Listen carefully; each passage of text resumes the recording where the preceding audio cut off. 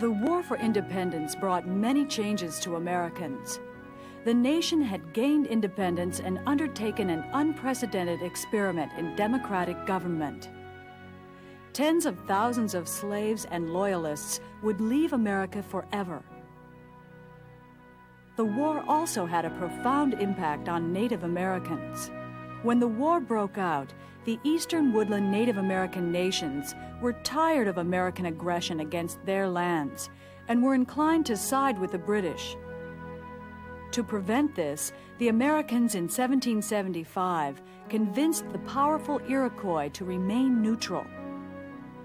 But by the summer of 1777, American troops were raiding deep into Iroquois territory, and Native Americans could sit still no longer. Most of the Native American nations fought with the British because they saw the British as the protectors of their land, and they saw the colonists as the encroachers on their land.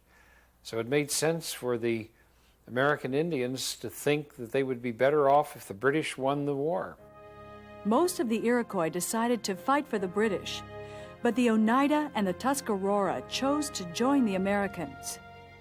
The split ended an alliance that had lasted 300 years and turned out to be disastrous for the once powerful Six Nations. Iroquois warriors fought with the British in brutal raids into central New York and Pennsylvania. The Americans responded in kind, driving the Iroquois from their ancestral lands. When the war was over, the British totally ignored Native American land claims. In the Treaty of Paris, they gave all the land east of the Mississippi to the Americans. Joseph Brant was left trying to find a place for the Mohawks to live in Canada. The Great Iroquois Confederation was gone forever.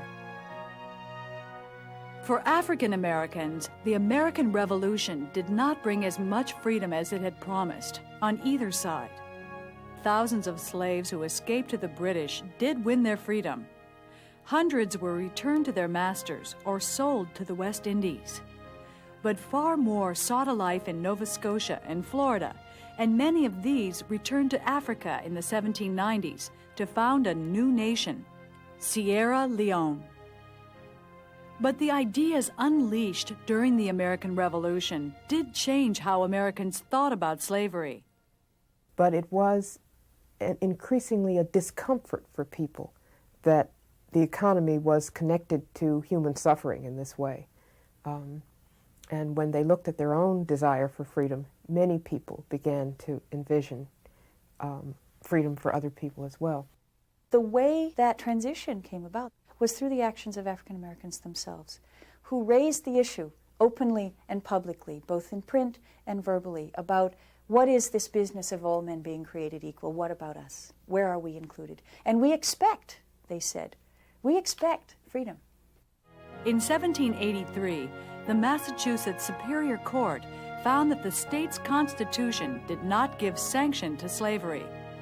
Over the next 20 years, the other northern states also abolished slavery or passed laws that would set slaves free over time. Only in the Deep South, where slavery remained economically essential, did slave laws become tougher than ever. The war also ended the overseas slave trade. Only South Carolina and Georgia would ever start it again. For many women, the war for independence brought a new sense of self. Applying ideas about human rights to themselves, they began their own long struggle for political rights, educational opportunities, legal rights, and more.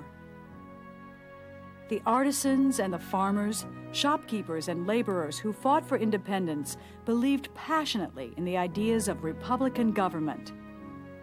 They had high hopes of participating in the new nation's political future. But politics often makes strange friendships, and so it was with independence. The poor and powerless had fought for more equality and a chance to participate in a new kind of government. The wealthy had declared independence from England to keep the power and freedom they already enjoyed in America. Now that these two groups had won their independence, what kind of government would they create? Would it be a Republican government controlled by the people? Or would it keep political power in the hands of the wealthy few?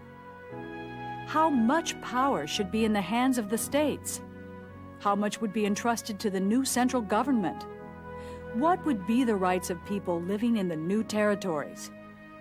All this and more must be decided as a new form of government is hammered out, based not on the divine right of kings, but on historical experience and on reason. Now that the war was over, it was time to build a nation.